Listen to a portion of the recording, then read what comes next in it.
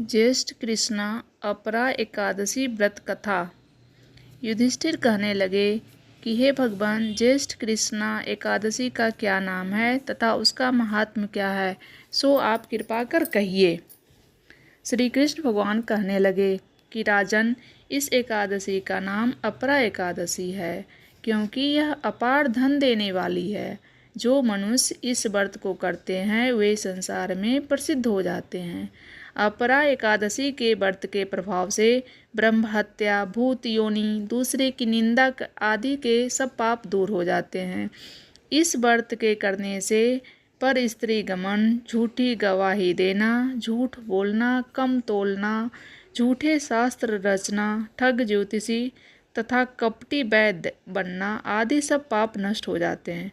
जो क्षत्रिय युद्ध से भाग जाएं वे नरकगामी होते हैं, परंतु अपरा एकादशी का व्रत करने से वे भी स्वर्ग को प्राप्त होते हैं।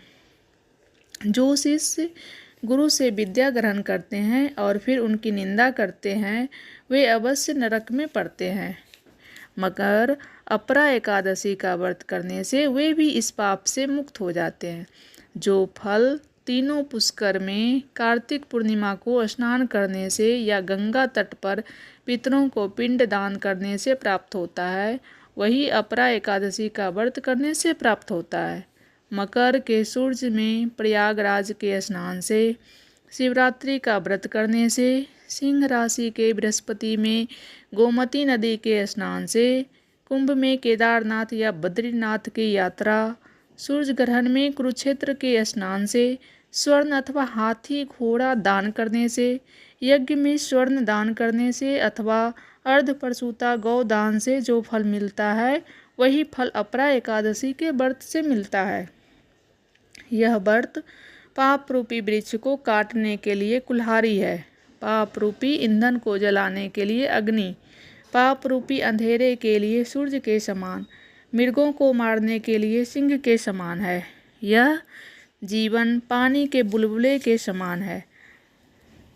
अतन मनुष्य को पापों से डरते हुए इस व्रत को अवश्य करना चाहिए। अपरा एकादशी का व्रत तथा भगवान का पूजन करने से मनुष्य सब पापों से छूटकर विष्णु लोक को जाता है।